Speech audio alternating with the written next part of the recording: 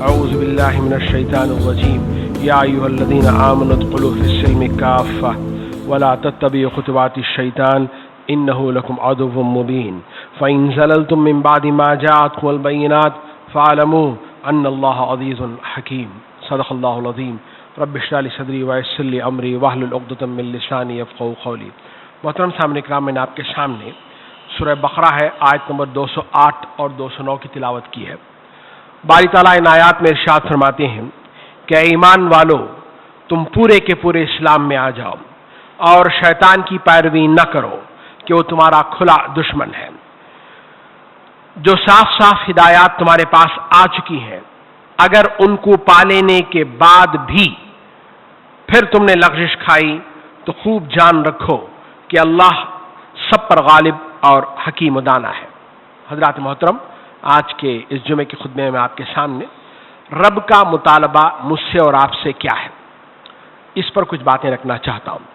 گزشتہ جمعے بھی میں نے اسی عنوان کے تحت ایک اور انداز سے میں نے آپ کے سامنے بات رکھی کہ رب مجھ سے اور آپ سے یہ چاہتا ہے کہ ہم عبداللہ بنیں، خلیفۃ اللہ کا کام کریں اور انصار اللہ کا مقام پالیں. قرآن مجید کا ایک انداز ہے کہ وہ ایک ہی بات کو مختلف انداز سے ہمارے سامنے رکھتا ہے تاکہ بات کو ہم اچھی طرح سے سمجھ سکیں. کہیں ایک مثال دیتا ہے توحید کی، کہیں دوسری مثال دیتا ہے آخرت کا. مضمون ایک ہے مگر مختلف انداز سے قرآن مجید بات کو ہمارے سامنے رکھتا ہے تاکہ انسان اس بات کو سمجھے اور اس سے سبق حاصل کرے. قرآن مجید اس مفہوم کو ہمارے سامنے رکھتا ہے. سورہ بنی اسرائیل ہے آیت نمبر 89. اللہ ارشاد فرماتے ہیں وَلَقَدْ صَرَّفْنَا لِلنَّاسِ فِي هَذَا الْقُرْآنِ مِنْ كُلِّ مَثَلٍ فَأَبَى أَكْثَرُ النَّاسِ إِلَّا كُفُورًا. اللہ فرماتے ہیں کہ ہم نے اس قرآن میں لوگوں کو طرح طرح سے سمجھایا ہے مگر اکثر لوگ جو ہے وہ انکار پر جمے ہوئے ہیں. یہی مضمون اس کے بعد والی سورہ کہف میں بھی آیا ہے. وہاں آیت نمبر 54 ہے. وہاں بات کو اللہ نے اس طرح سے ختم کیا کہ وَقَالَ الْإِنسَانُ أَكْثَرَ شَيْءٍ جَدَلًا. انسان جو ہے بحث کرتا ہے، بات کو سمجھتا نہیں ہے. تو یہ انسان کی عادت ہے. لیکن اللہ چاہتے یہ ہے کہ مختلف مثالوں سے سامنے رکھ کر کہ بندہ جو ہے کسی بھی طرح سے بات کو سمجھ جائے.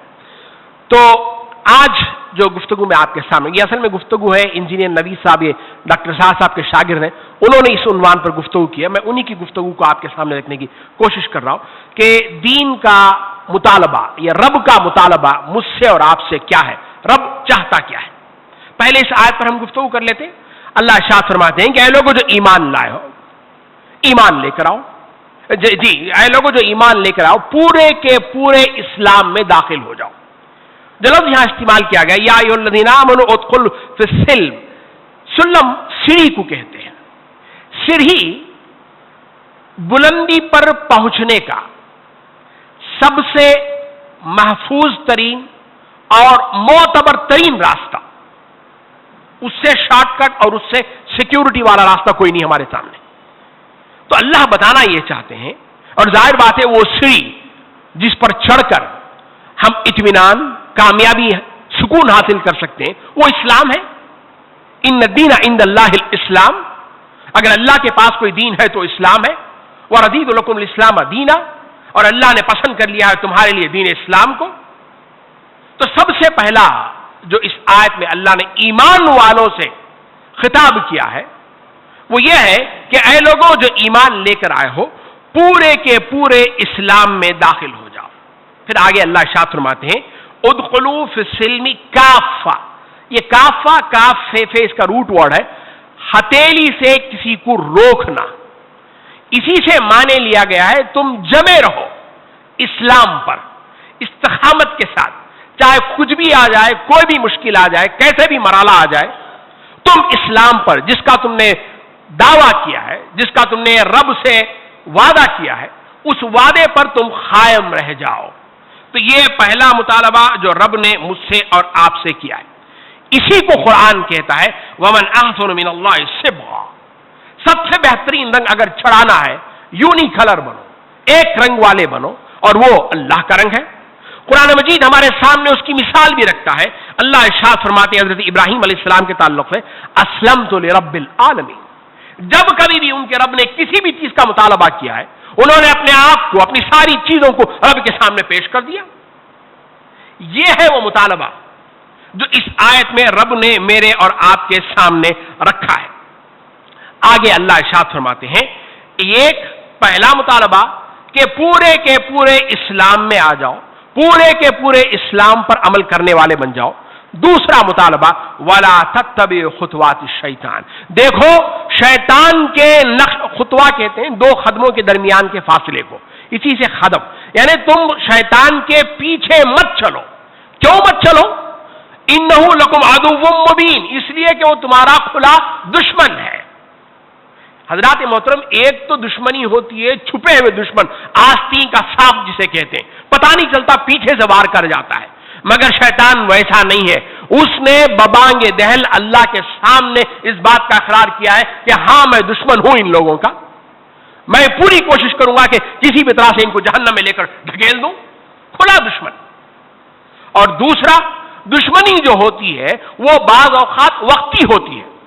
بھئی ہمارے والد سے دشمنی تھی، والد ختم ہو گئے، دشمنی ختم ہو گئی، لیکن یہ وقتی دشمنی نہیں ہے، یہ دائمی دشمنی۔ اس کی دشمنی اصل تھی ہمارے باپ آدم علیہ السلام سے، مگر آدم سے دشمنی ختم نہیں ہوئی، وہ دشمنی چل رہی ہے، آدم کے بیٹوں سے بھی چل رہی ہے۔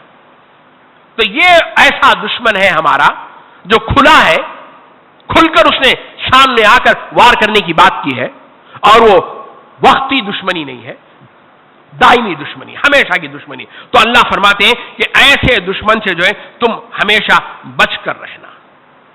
حضرات محترم، مسئلہ یہ ہے کہ اللہ تعالی کے اس مطالبے کے باوجود کہ پورے کے پورے، اب اس پورے کے پورے کی مختلف تشریحات ہیں۔ بعض لوگوں نے کہا کہ تمہارا بچپن، تمہارا لڑکپن، تمہاری جوانی، تمہارا بڑھاپا سب اسلام کے دائرے میں ہونا چاہیے گا۔ بعض لوگوں نے کہا کہ زندگی کا کوئی بھی مسئلہ ہے، چاہے وہ انفرادی زندگی ہے، اجتماعی زندگی ہے، اجتماعی زندگی میں چاہے معیشت ہے، سیاست ہے، معاشرت ہے، کوئی بھی مسئلہ ہے، ہر مسئلے پر اللہ کے رسول کا حکم چلے، یہ پہلا مطالبہ ہے۔ لیکن اس پہلے مطالبے پر اگر آپ میں ذرا غور کریں گے تو یہ بات دل کو لگتی ہے، سچی بات ہے کہ آج دین کے بہت سارے گوشے ہمارے عمل کے میدان سے بہت دور ہیں۔ ہمیں پتا بھی نہیں کہ آخر دین ان چیزوں میں کچھ کہتا ہے کہ بھی نہیں ہے، ہمیں اس بات کا اندازہ نہیں ہے۔ ہمارے پاس میں جو کچھ ہے ہم اس پر بڑے مطمئن اور خوش ہیں۔ ہم نے معاف کیجئے گا دین کو ہوٹل کا مینو بنا لیا ہے۔ آپ ہوٹل میں جاتے ہیں، وہ ویٹر آپ کے سامنے لا کر وہ مینو کارڈ رکھ دیتا ہے، آپ مینو کارڈ میں پورا پڑھتے بھائی فلاں آئٹم ہے، فلاں آئٹم ہے، فلاں آئٹم ہے، اور قیمت دیکھتے ہیں، صاحب یہ تو بڑا قیمتی ہے، یہ چھوڑ دیتے ہیں۔ ہمارے پاس میں جتنی قیمت ہے یا ہم کو جو پسند ہے ہم وہ آرڈر کر دیتے ہیں، ہم بڑے خوش ہو جاتے ہیں۔ ہم نے دین کو اسی طرح سے بنا لیا، رب تیرا تو مطالبہ اتنا لمبا ہے لیکن ہم وہی کریں گے جو ہم کو پسند ہے یا ہم جو کر سکتے ہیں، حالانکہ رب کو وہ مطلوب نہیں ہے، رب کو پورے کا پورا دین مطلوب ہے، مگر ہم نے دین کو ہمارا اپنا چوائس والا بنا لیا، یہ ہم کو پسند ہے یہ ہم کریں گے، یہ ہم نہیں کر سکتے اللہ جانے۔ اب اس کا نقصان کیا ہوا؟ یہ جو نقص والا، ادھورا، کمزور کچھ حصے ان کو جو ہم نے اپنا لیا ہے، اس پر جو عمل کر رہے ہیں، اس کا نقصان کیا ہوا؟ 3-4 نقصانات ہو گئے بڑے بڑے۔ سب سے پہلا نقصان، جو دین کو مکمل ہم نے نہیں اپنایا۔ سورہ بقرہ آیت نمبر 85 اللہ ارشاد فرماتے ہیں افتؤمنون ببعض الكتاب وتكفرون ببعض فما جزاء من يفعل ذلك منكم الا خزي في الحياة الدنيا ويوم القيامة يردون الى اشد العذاب وما الله بغافل عما تعملون۔ تو کیا تم کتاب کے ایک حصے پر ایمان لاتے ہو اور دوسرے حصے کے ساتھ کفر کرتے ہو؟ پھر تم میں سے جو لوگ ایسا کریں گے ان کی سزا اس کے سوا اور کیا ہو سکتی ہے کہ دنیا کی زندگی ان پر تنگ کر دی جائے اور آخرت میں رہا عذاب اشد العذاب، وہ تو شدید عذاب ہے۔ اللہ تمہارے اعمال سے باخبر ہے، ایسا نہیں کہ اللہ کو پتہ نہیں چلتا کہ تم کیا کر رہے ہو، اللہ سب جانتا ہے۔ تو اس میں جو پہلی سزا جو دی گئی ہے وہ دنیا کی زندگی تنگ ہو جائے گی، بے وقت ہو جائے گی، ہماری کوئی قیمت نہیں۔ اور آج ہے بھی یہ بات، 57 مسلم ممالک ہمارے پاس میں، کہاں ہماری وقت ہے؟ کوئی ہماری پوچھ کر بھی دیکھتا ہے؟ آپ ذرا غور کیجئے گا، UN سیکورٹی کاؤنسل میں ہم نہیں، G8 में नहीं, G12, G13, G18 किसी में भी आप उठा लीजिएगा, कहीं भी हमारा नाम नहीं है। हालांकि 57 मुल्क, दुनिया के बेशुमार कीमती वसाइल हमारे पास में, दुनिया की सबसे बड़ी दूसरी आबादी हमारी अपनी, सबसे फैलता हुआ मजहब हमारा अपना, इन सब के बावजूद हमारी खुद क्या है, हमारी माशी हालत क्या है, हमारी सियासी हालत क्या है। वो मुल्क जो इस्लाम का दावा करते हैं, जो इस्लाम के नाम पर कायम किया गया मुल्क, आज वहां के सियासी फैसले बाहर मुल्कों में हुआ करते हैं। ये हालत है हमारी, कोई उखत नहीं है। तो अल्लाह फरमाते हैं कि दुनिया की जिंदगी तंग कर दी जाएगी। हजरात मोहतरम, रसूल के नाम पर अगर कोई बेहुरमती हो जाए तो हमें बड़ा गुस्सा आता है कि रसूल की बेइज्जती हो गई। हम जलसा निकालते हैं, जुलूस निकालते हैं, रैलीस निकालते हैं, मगर वो सारा निजाम जो अल्लाह और अल्लाह के रसूल के साथ जंग का ऐलान है, उस निजाम पर हमें कभी कान पर जूं तक नहीं रेंगती। हम आराम से बैठे हैं, बड़े मुतमईन भी हैं, हमारी जिंदगी जैसी चलती है वैसी चल रही है। हालांकि हमारा जो निजाम है वो अल्लाह अल्लाह के रसूल के साथ जंग का ऐलान है, सूद पर मबनी निजाम। उस पर हमने कभी फिक्र नहीं किया, हमने उस पर कभी रैली नहीं निकाली, हमने कभी उस पर जलसा नहीं किया। हम समझते हैं कि ये दीन से बाहर का हिस्सा है, इसका दीन से कोई ताल्लुक है नहीं, ये है वो नुक्स। तो जब ये आएगा तो अल्लाह फरमाते हैं कि आखिरत में तुम्हें बड़ा अजाब दिया जाएगा। दुनिया की जिंदगी तो तंग होगी। अच्छा, जरा आज फिर गौर कीजिएगा, ये बात क्या है कि तुम आधी किताब के कुछ हिस्से पर ईमान लाते हो। ईमान है, कुल्ली नफी नहीं है, लेकिन इसके बावजूद कुरान कहता है कि हम तुम्हें अजाब देंगे। बड़ी अजीब बात है ना।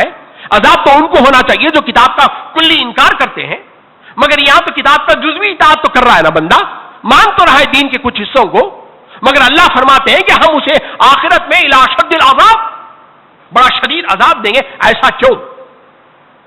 जरा इस आयत को सुनिएगा, सूरह रूम है, आयत नंबर 31 और 32, 31 और 32। अल्लाह इरशाद फरमाते हैं, मुनीबीना इलैहि, अल्लाह की तरफ पलटो, वत्तक़ूहु, और उसका तक़वा इख्तियार करो, वाक़ीमुस्सलाह, और नमाज को कायम करो, वला तकूनु मिनल मुशरिकीन, देखो मुशरिकों की तरह ना हो जाना। कौन मुशरिक? अब जरा सुनिएगा, मिनल्लज़ीना फ़र्रक़ू दीनहुम वकानू शियअन कुल्लु हिज़्बिन बिमा लदैहिम फ़रिहून, जिन्होंने अपने दीन के टुकड़े टुकड़े कर लिए, अपना एक अलग दीन बना लिया, ग्रोहों में बढ़ गए, और जो जिसके पास जितना है उस पर बड़ा खुश है, बड़ा मुतमईन है।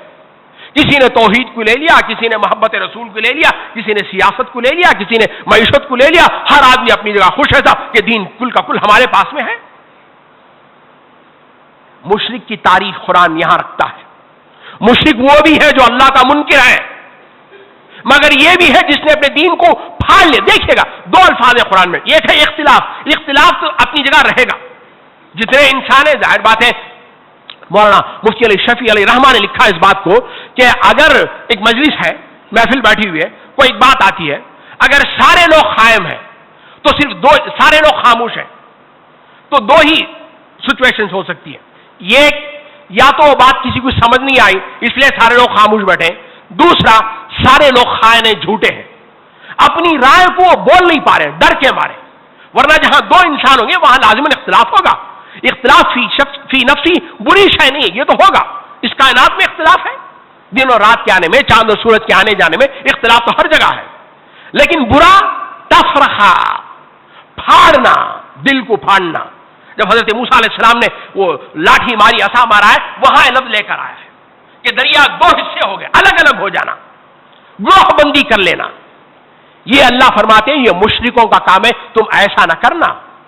जरा और आगे सुनिएगा आप, आगे अल्लाह फरमाते हैं, सूरह अनाम ही है, आयत नंबर 159, दूसरी सजा कि जिन्होंने किताब के कुछ हिस्से पर अमल किया, कुछ हिस्से को छोड़ दिया।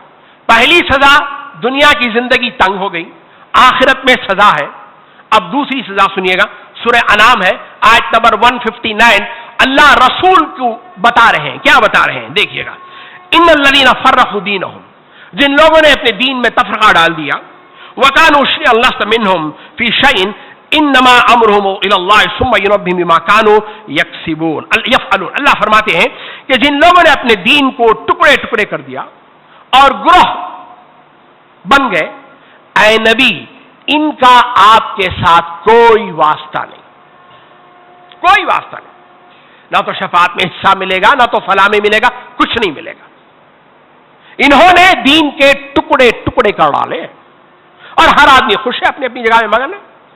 سزا سنیے گا، یہ تو اللہ ناراض، دوسرا رسول بھی حکم دے دیا. اچھا تیسرا نقصان وہ بھی ذرا سنیے گا. اب ہوا یہ کہ ہمارے پاس میں پورا دین کا تصور نہیں ہے، جو ہے ہمارے پاس میں ہم راضی اس پر، ہم خوش، پورا دین ہمارے لیے بس یہی نماز، روزہ، زکات، حج. تو ہمارے پورے جھگڑے صرف اسی پر آ گئے. اگر ہمارے سامنے بڑا کام ہوتا تو ہم ان چھوٹے چھوٹے جھگڑوں میں پڑتے نہیں، اس لیے کہ کام بڑا ہے ہمارے سامنے. چونکہ ہمارے سامنے وہ بڑا کینوس نہیں ہے تو آج ہمارے پاس میں عقائد میں مسئلہ آ گیا صاحب کہ حضور زندہ ہیں کہ نہیں ہے، مردے سنتے ہیں کہ نہیں ہے، مردے سنتے ہیں کہ نہیں سنتے. عطا اللہ شاہ بخاری صاحب کے پاس مجھے ایک بات یاد آ گئی، وہ بھی رکھ دیتا ہوں سامنے ساتھ ایسے ہی. عطا اللہ شاہ بخاری صاحب وہ کہتے ہیں کہ خطابت ان پہ ختم ہو گئی تھی، بڑے اچھے خاصے محرر تھے. وہ ایک مرتبہ تقریر کر رہے تھے تو کسی نے مجمع میں سے ان کو چھیڑنے کے لیے سوال کیا، مولانا مردے سنتے ہیں کہ نہیں ہے؟ تو مولانا نے جواب دیا، بھائی مردے سنتے ہیں کہ نہیں سنتے یہ تو نہیں معلوم، لیکن میں زندوں کے سامنے 40 سال سے تقریر کر رہا ہوں، اب تک نہیں سنے. یہ ان کا جواب تھا. تو بہرحال یہ حال ہمارے اوپر بھی ہے، ایسا نہیں ہے. ذرا وسعت دلی کا مظاہرہ کریں گے تو یہ مثال ہم پہ بھی لگتی ہے. چلیے گا تیسرا، تو میں بتا رہا تھا آپ سے کہ دین کا چونکہ محدود تصور ہو گیا تو ہمارا پورا زور، پورا جھگڑا ان عبادات میں آ گیا. کسی کو عقیدے میں جھگڑا آ گیا، کسی کو عبادات میں میں نام نہیں دے رہا، آپ سب جانتے ہیں کہ کس کو عقیدے میں مسئلہ ہے، کس کو عبادات میں مسئلہ ہے. ہاتھ یہاں باندھنا ہے، آمین زور سے کہنا ہے، نہیں کہنا ہے، اس پہ ہمارا پورا زور آ گیا. نظام کسی کا چلے تو چلے، مسجد میں ہم سب برابر ہیں، لیکن باہر شادی بیاہ میں چلے تو چلے، بے پردگی عام ہے، فحاشی عام ہے، اس پر کسی کو فکر نہیں. ہم سمجھتے ہیں کہ دین کا حصہ ہی نہیں ہے. یہ وہ نقصانات ہیں جو آج ہمارے پاس میں آ گئے. اللہ نے سورہ انعام ہی میں ایک مثال دی ہے، وہ مثال ہے آیت نمبر 136. میں مفہوم رکھ رہا ہوں. مشرکین جب کبھی فصل کٹ کر آتی تو ان کا جو انداز تھا بانٹنے کا، یہ اللہ کا حصہ اور یہ ہمارے اپنے معبودوں کا حصہ الگ الگ کر دیتے. اور اللہ کا تجزیہ اس پر یہ ہے کہ اللہ کو جو حصہ ہے وہ تو اللہ کو نہیں پہنچتا، وہ تو ان کے معبودوں ہی کو پہنچ جاتا ہے. اگر معبودوں میں سے کچھ حصہ اللہ کو آ گیا نا تو بڑے گھبرا جاتے کہ پتہ نہیں معبود ناراض ہو گئے تو مسئلہ کھڑا ہو جائے گا. اس پر معارف القرآن میں مفتی شفیع علیہ رحمہ کا تبصرہ، وہ فرماتے ہیں کہ یہ آیت بظاہر مشرکوں سے خطاب کرتی ہے مگر اس میں انذار ہے مسلمانوں کے لیے بھی. ہم نے بھی وہی کیا ہوا ہے، ہم نے بھی وہی کیا ہوا ہے. میں یہ ان کی مثال نہیں ہے، میں اپنی مثال دے رہا ہوں. ہمیں نماز کا وقت آ گیا، نماز کے نکلنا ہے، اسی وقت میں گھر میں کوئی مہمان آ گیا، ہم کہہ دیں کہ اللہ انتظار کر سکتا ہے، مہمان ناراض ہو جائے گا، چلو بیٹھ جاتے. بڑھ گئے ہم. کوئی پروگرام میں جانا تھا، دینی مجلس میں جانا تھا، نہیں صاحب سالگرہ کی محفل ہے، جانا ہی ہے، وہاں عورتیں ناچیں گی، وہ موبائل فون میں بھائی اور اس کا دوست دونوں مل کے بہن ناچتی ہوئی فوٹو اٹھانا ہے، اٹھائیں گے. یہ ہم نے کینسل کروا دیا. یہ ہے وہ مسئلہ. تو بہرحال جو اللہ کا جو مطالبہ تھا کہ اے لوگوں جو پورے کے پورے اسلام میں لے کر آؤ، قرآن مجید نے اس بات کو بقول انجینئر نوی صاحب کے 5 چیزوں کا مطالبہ کیا ہے. 5 چیزوں کا مطالبہ. سب سے پہلا مطالبہ، پہلے تم اللہ پر ایمان لے کر آؤ. بڑی عجیب بات ہے. قرآن مجید کہتا ہے، سورہ نساء ہے آیت نمبر 136، یا ایھا الذین آمنوا آمنوا باللہ ورسولہ والکتاب الذی، لمبی آیت ہے. اے لوگوں جو ایمان لائے ہو، ایمان لے کر آؤ اللہ پر، اس کے رسول پر اور اس کی کتابوں پر. اب سوال یہ ہے کہ بھئی میرا اور آپ کا سب کا دعویٰ تو یہ ہے کہ ہم ایمان والے ہیں. پھر یہ عجیب بات ہے نا کہ اللہ کہتا ہے کہ ایمان لے کر آؤ. ہم نے 12 بات سنی ہے کہ ایمان جو وہ 2 چیزوں کا مجموعہ ہے. یہ آپ زبان سے بھی اقرار کریں اور دوسرا دل میں بھی آپ کی تصدیق کریں. اکثریت، میں انفرادی بات نہیں رکھ رہا ہوں، اکثریت آج زبان پر ہے، ابھی دل میں ایمان نہیں آیا ہے. حضرات محترم، قرآن مجید 2 طرح کے ایمان رکھتا ہے. یہ ایک زبان پر ہے، دل میں نہیں ہے، منافقت ہے. دوسرا، اس کے پورے سورہ مائدہ دیکھ لیجئے گا آپ، آیت نمبر 41، وہاں اس کا ذکر ہے. دوسرا، دل میں یقین ہے مگر زبان پر انکار ہے، یہ کفر ہے۔ سورہ نمل آیت نمبر 14 دیکھ لیجیے گا، یہاں اللہ نے فرعون کا ذکر کیا، حالانکہ اس کو دل تو مانتا تھا کہ بھئی یہ جو موسیٰ کہہ رہے ہیں وہ بالکل صحیح کہہ رہے ہیں، لیکن زبان سے انکار کر رہا ہے کہ نہ یہ موسیٰ جو ہے شعبہ باز ہے، جھوٹا ہے، جادوگر ہے، فلاں ہے فلاں ہے فلاں، یہ ہم کو ہمارے ملک سے الگ کرنا چاہتا ہے، ہماری مثالی تہذیب کو ختم کرنا چاہتا ہے، ساری چیزیں ہیں۔ اب یہ جو بات میں نے کہی کہ اکثریت کے ہاں جو ایمان ہے وہ زبان کا ایمان ہے، ابھی دل کا ایمان نہیں۔ اس کی دلیل کیا ہے؟ اس کی دلیل 2 آیتیں رکھ رہا ہوں میں، سورہ آل عمران ہے آیت نمبر 139، وَلَا تَهِنُوا وَلَا تَحْزَنُوا وَأَنْتُمُ الْأَعْلَوْنَ إِن كُنتُم مُؤْمِنِينَ، غم نہ کرو، رنج مت کرو، تم ہی کامیاب رہو گے اگر تم مومن ہو تو۔ میں بس اسی پہ چھوڑ رہا ہوں، اب آپ غور کر لیجئے گا ہم کتنے کامیاب ہیں اور کتنے ہمارا ایمان اس کی سطح کیا ہے۔ دوسری آیت سورہ حجرات ہے آیت نمبر 15 ہے، وہاں اللہ تعالیٰ نے ایمان کے 2 ارکان بتائے، وہ بھی ذرا سن لیجئے گا۔ اللہ فرماتے ہیں کہ انما المؤمنون الذین آمنوا، مومن وہی ہے، کلمہ حصر ہے، بے شک مومن وہی ہے جو انما المؤمنون الذین آمنوا باللہ ورسولہ ثم لم یرتابوا، جو اللہ کے رسول پر ایمان لے کر آئے اور اس پر ذرہ برابر بھی بعد میں شک نہیں آیا۔ پھر دوسری شرط وجاہدوا باموالہم وانفسہم فی سبیل اللہ اولئک ھم الصادقون، یہی لوگ سچے ہیں۔ تو 2 کام ہے اگر ایمان کا دعویٰ ہے، یہ ایسا ایمان کہ ذرہ برابر بھی اللہ کے رسول کی تعلیمات پر شک نہ آئے، دوسرا اللہ کے رسول کے راستے میں جو ہے آدمی جہاد کرے اپنے مال سے اور اپنے جان سے۔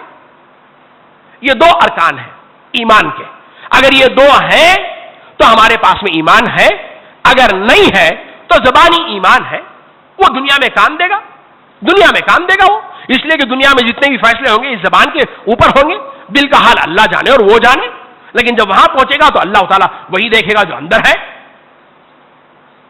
تو یہ پہلی بات ہے۔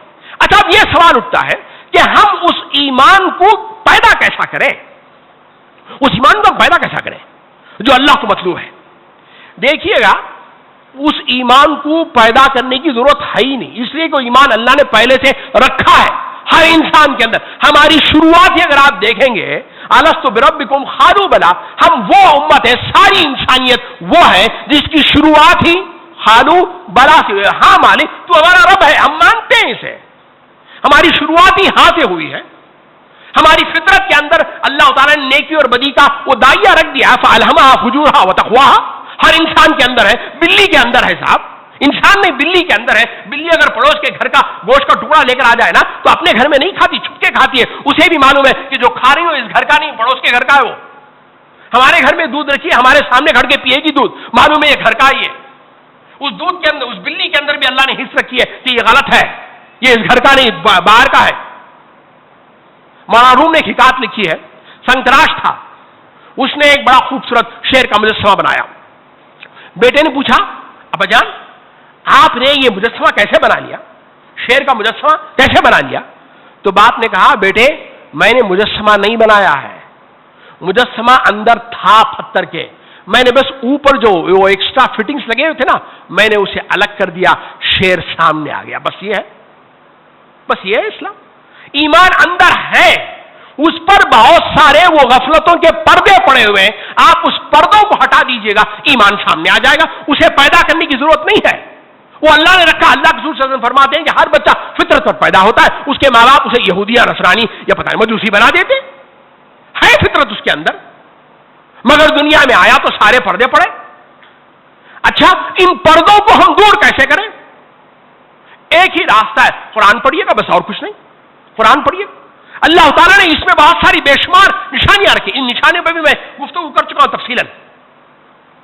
انفس کے اندر نشانیاں، اس آفاق کے اندر نشانیاں، تاریخی نشانیاں، بڑے بڑی قومیں، سمود کے اب بھی وہ کھنڈرات پڑے ہوئے، اہرام مصر اب بھی ہمارے سامنے پڑے ہوئے، عاد کے کھنڈرات ابھی ہمارے سامنے پڑے ہوئے۔ ان کھنڈرات کو دیکھو، ان تاریخ کو دیکھو، ان کی بڑی بڑی ٹیکنالوجی جو بھی تھی وہ اللہ سے ان کو بچا نہیں سکی، سب کو اللہ نے ختم کر دیا۔ اسی طرح سے یہ جو آفات، مصیبتیں، چھوٹی چھوٹی جو مشکلات، پریشانی آتی ہیں، یہ کیوں آتی ہیں؟ تاکہ بندہ اللہ کی طرف رجوع ہو، لیکن ہم ان کی تعویل کرتے ہیں، ہم ان کی، یہ ہمارے پاس ایک بڑا مسئلہ ہے۔ ہمارے پاس میں زلزلہ آیا تو فوراً کسی صاحب نے مشورہ دیا بھائی जापान में वो जलजले ज्यादा आते हैं तो जापानियों ने घर ऐसे बनाए हैं कि वो जलजले की ताब लाते हैं, वो गिरते नहीं। हमको वैसे घर बनाना चाहिएगा। हल देखिएगा तावील हमने कैसे की। हालांकि वही जापान में कोबे शहर में जब जलजला आया था तो सारा शहर खत्म हो गया, सारा शहर खत्म हो गया। सुनामी आया, क्या हुआ हम सब जानते हैं। ये क्या है, ये सारी चीजें बताती है मुझे और आपको कि तुमसे ऊपर एक बड़ी कुव्वत रखने वाला है। तो अपनी लाख प्लानिंग कर लो। हजरत अली से किसी से पूछा कि आपने अल्लाह को कैसे पाया? हजरत अली ने जवाब दिया, अपने इरादों के टूटने में मैंने अल्लाह को पाया है। अपने इरादे के टूटने में मैंने अपनी तौर से पूरी प्लानिंग कर ली, मगर कोई है जो इन प्लानिंग को रद्द कर देता है, कैंसिल, कालादम, खत्म। वहां मैंने देखा कि अल्लाह है। तो ये सारी निशानियां हमारे पास में, इनको हम देखें, नेक लोगों के साथ रहें। और भी बहुत सारे जरा हैं जिनसे हम इस ईमान को हम अपने अंदर पैदा कर सकते हैं। दूसरा मुतालबा, उदखुलू फिस्सिल्मी काफा, पूरे के पूरे इस्लाम में आ जाओ। इसका पहला मुतालबा कि हम ईमान पैदा करें, खल्बी ईमान। दूसरा मुतालबा, हम अरकान इस्लाम को अदा करने वाले बने। हम पूरे के पूरे, हजरात मोहतरम सब जानते हैं ईमान बुनियाद है। जाहिर बात है बुनियाद का बहुत सारा हिस्सा जमीन के अंदर होता है, थोड़ा सा हिस्सा ऊपर होता है फाउंडेशन का, उस पर इमारत खड़ा करते हैं। जो हिस्सा अंदर है वो खल्बी ईमान है, जो हिस्सा बाहर है वो आपका जबानी ईमान है। अब उस पर आपको 4 पिलर्स, नमाज, रोजा, ज़कात, हज, इसमें भी आप जरा देखिएगा। नमाज उठा लीजिएगा। नमाज है क्या चीज? असल में हमारे पास में क्या है, नमाज एक तो आपको पढ़नी ही है, लेकिन नमाज से कोई और चीज भी चाही जा रही है ना। हमने उस पर गौर नहीं किया, हमने उस पर गौर नहीं किया। नमाज एक तोहफा है, एज ए विजिटर। मेहमान जब आया है तो उस मेहमान को तोहफतन अल्लाह ने नमाज दी है। जिब्राइल हुक्म बाद में लेकर आए हैं, पहले तोहफा। जैसे हम हमारा मेहमान, हमारे यहां कोई मेहमान आते हैं, हम तोहफा देते हैं। मुलाजिम लेकर जाता है कार तक, तोहफा तो हमने दे दिया, लेकिन मुलाजिम बाद में लेकर। इसी तरह से अल्लाह ने तोहफा पहले दिया, हुक्म बाद में जिब्राइल लेकर आए हैं, हुक्म बाद में लेकर आए हैं। हजरात मोहतरम, नमाज दीन का सबसे बड़ा रुकन, मगर उसके ताल्लुक से हमारा हाल यह है कि नमाज जिस मकसद के लिए दी गई, मेरे जुमले को याद रखिएगा, नमाज जिस मकसद के लिए दी गई, नमाज जिस कैफियत में ली गई, वो दोनों आज फौत हो गई। ना तो मकसद है, ना लेने वाली की कैफियत हमारे पास में, दोनों खत्म हो गए। तो नमाज अब वो असरात नहीं दिखा रही है, नमाज वो असरात नहीं दिखा रही है। नमाज की नीयत और हैयत वो मकाम के साथ तय है। जब आप नमाज पढ़ते हैं तब आप नीयत करेंगे, उस हैयत में आएंगे, हाथ बांधेंगे, रुकू करेंगे, सजदा करेंगे। नमाज की नीयत और हैयत, इसका ताल्लुक जगह के साथ है, वक्त के साथ है, मगर वो कैफियत, उसका ताल्लुक वक्त के साथ नहीं है, जगह के साथ नहीं है। वो हर जगह हो और हर वक्त आपके साथ होनी चाहिएगा। नमाज में कौन सी कैफियत है कि मैं रब के सामने खड़ा हूं, रब मुझे देख रहा है, यह वो कैफियत है जो मतलूब है। सिर्फ मस्जिद के अंदर नहीं, सिर्फ नमाज में नहीं, बल्कि मतलूब तो नमाज के बाहर है। वो चीज आज गायब हो गई। ज़कात उठा लीजिएगा। ज़कात एक तो इंसान के वो खुलूब का वो तज़किया करती है, गुनाहों का कफ़ारा है, उस पर हमारा कितना अमल होता है। रोजा पूरी जिंदगी का भी तो एक रोजा है। अल्लाह ने फरमाया कि ये मत करो, कभी हमने उस पूरी जिंदगी के रोजे का ख्याल रखा? ये छोटा रोजा उस बड़े रोजे की तरफ याद दिलाता है हमें। हज, उसके अंदर मुसावात है, उखुवत है, सारी चीजें उसके अंदर आ गई ना भाई। ये जो लब्बैक है ये क्या है? आप कभी और किया उसने? या अल्लाह मैं हाजिर हूं, आप मुझे हुक्म दीजिएगा। हम क्या समझते हैं कि मैंने हज कर लिया तो हमारा काम खत्म हो गया। ना, हज के बाद हमारा काम शुरू होगा, हमारा काम शुरू होता है। हम वादा करके आए हैं, जाहिर बात है एग्रीमेंट हुआ है तो काम उसके बाद तो शुरू करेंगे ना आप। हम समझते हैं कि एग्रीमेंट हो गया तो काम खत्म हो गया, अजीब तस्वुर हमारा। तो दूसरा मुतालबा जो रब का है वो ये है कि अरकान इस्लाम को हम पूरे का पूरा जो है अमल करने वाले बने। तीसरा मुतालबा, उदखुलू फिस्सिल्मी काफा, पूरे के पूरे इस्लाम में आ जाओ। सबसे पहला मुतालबा अपने अंदर ईमान खल्बी पैदा करो। दूसरा मुतालबा अरकान इस्लाम को तुम अदा करो। तीसरा मुतालबा अपनी पूरी जिंदगी को रब के अहकाम के मुताबिक गुजारो। इबादत रब, इस पर भी मेरा एक जुमे का खुतबा है, वहां तफसीलात देख ली जा सकती है। हजरात मोहतरम, इस बात को समझाने के लिए कि इबादत हमारे पास में नमाज, रोजा, ज़कात, हज ये है, اب اس آیت کو سنیے گا, یہاں سمجھے گا عبادت کا مفہوم کیا ہے. سورہ یاسین آیت نمبر 61, الم اعہد الیکم یا بنی آدم ان لا تعبدوا الشیطان انہ لکم عدو مبین. اے بنی آدم, کیا میں نے تمہیں یہ نہیں کہا تھا, کیا میں نے تم سے وعدہ نہیں لیا تھا کہ دیکھو تم شیطان کی عبادت مت کرو اس لیے کہ وہ کھلا دشمن ہے. اب یہاں لفظ عبادت آیا ہے. اب آپ مجھے بتائیے گا کون شیطان کے لیے نماز پڑھتا ہے, کون شیطان کے لیے روزہ رکھتا ہے, کون زکات دیتا ہے, کون حج کرتا ہے؟ کوئی تو نہیں کرتا نا. تو پھر یہاں عبادت کا معنی کیا ہے؟ ہمارے پاس میں عبادت کا جو مفہوم ہے وہ نماز, روزہ, زکات, حج ہے, جبکہ یہاں اللہ فرماتے ہیں کہ شیطان کی عبادت مت کرو. تو پھر وہ کیا معنی ہے؟ وہاں معنی یہ ہے کہ شیطان کے احکامات کی پیروی مت کرو, اس کے نقش قدم پر مت چلو. اب آپ ذرا غور کر لیجئے گا میرے اور آپ کی زندگی میں عبادت ان معنوں میں کتنی ہے, ان معنوں میں جو قرآن ہمارے سامنے رکھتا ہے ان معنوں میں کتنی ہے. یہ جو ساری عبادات ہیں اس بڑی عبادت کے لیے تیار کرتے ہیں کہ 24 گھنٹے والی زندگی جو ہے ہماری رب چاہی زندگی ہو جائے. یہ تیسرا مطالبہ تھا جو قرآن ہمارے سامنے رکھتا ہے. چوتھا مطالبہ وہ یہ ہے کہ ہمارا ایمان جس چیز پر ہے, ہم جن اعمال کو اختیار کیے ہوئے ہیں, ہم اس کی طرف لوگوں کو بلائیں, دعوت دین دیں, لوگوں کو بلائیں. حضرات محترم, یہ ایک فطری تقاضا ہے کہ میں چاہتا ہوں کہ یہ چیز اچھی ہے, میں نے اس کو اپنایا ہے, تو میرے یہ خواہش ہونی چاہیے گا بحیثیت انسان کے کہ یہ اچھی چیز میرا بھائی بھی اپنائے. ہم بولے نا اسے, یہ فطری تقاضا ہے, یہ غیرت دینی ہے, یہ حمیت دین ہے. کیا میرے آنکھوں کے سامنے رب کے احکامات توڑے جائے اور میں خاموش بیٹھے رہوں؟ یہ کیسی غیرت ہے, یہ کیسی محبت ہے اللہ, اللہ کے رسول اور اس کے دین سے؟ وہ دین جس کے لیے رسول اکرم صلی اللہ علیہ وسلم اپنے گھر سے بے گھر کر دیے گئے, آج خود ہمارے اپنے آپ کے گھروں سے بے دین گھر سے باہر نکل گیا, پھر بھی ہم بڑے مطمئن رہتے ہیں نا. یہ تو ہمارا حال ہے, ہم کیا جا کر دوسروں کو دعوت دیں گے؟ لیکن ہے اس کی اپنی اہمیت. قرآن مطالبہ کرتا ہے یا ایھا الذین آمنوا ادخلوا فی السلم کافہ میں. یہ چوتھا مطالبہ ہے کہ جس دین کے تم داعی بنے ہو, جس دین پر تم عمل کرنے والے ہو, اس کے داعی بن کر اٹھو. ختم نبوت کا تقاضا ہے بلغوا انی آن بہاف آف می. رسول فرما رہے ہیں بلغوا انی, میرے طرف سے تم بات کو پہنچاؤ. کیا عجیب محبت کا دعویٰ کرتے ہیں ہم لوگ کہ رسول کی بات پہ ہم مرنے کے لیے تیار ہیں, مگر رسول کی بات پہ چلنے کے لیے تیار نہیں ہم. کیسا ایمان ہمارا, کیسی محبت ہماری. تو یہ چوتھا مطالبہ ہے جو دین کرتا ہے مجھ سے اور آپ سے. پانچواں اور آخری مطالبہ وہ یہ کہ اس اجتماعی نظام کو تم قائم کرو. سورۃ الشورى آیت نمبر 13, وہاں اللہ فرماتے ہیں اقیموا الدین ولا تتفرقوا فیہ, کہ اس دین کو قائم کرو اور اس میں اختلاف مت کرو. اس میں اختلاف نہیں ہونا چاہیے. 5 اولو العزم انبیاء کا ذکر کر کے قرآن کہتا ہے کہ ہم نے یہی حکم دیا, شرع لکم من الدین, تمہارے لیے بھی حکم یہی ہے کہ تم اس دین کو قائم کرو. آپ ذرا آیات دیکھ لیجیے گا, میں صرف حوالے دے رہا ہوں, بات ختم کر رہا ہوں. میں سورہ مائدہ آیت نمبر 68 دیکھیے, سورہ مائدہ آیت نمبر 66 دیکھیے گا. ان ساری چیزوں میں اللہ تعالیٰ نے اس کا ذکر کیا ہے کہ مطالبہ یہ ہے کہ ہم اس دین کو قائم کریں. یہ اللہ کا بھی حق ہے, بندوں کا بھی حق ہے.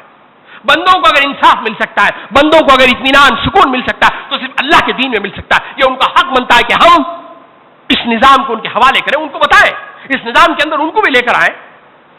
تو حضرات محترم, یہ وہ 5 مطالبے تھے جو دین مجھ سے اور آپ سے کرتا ہے.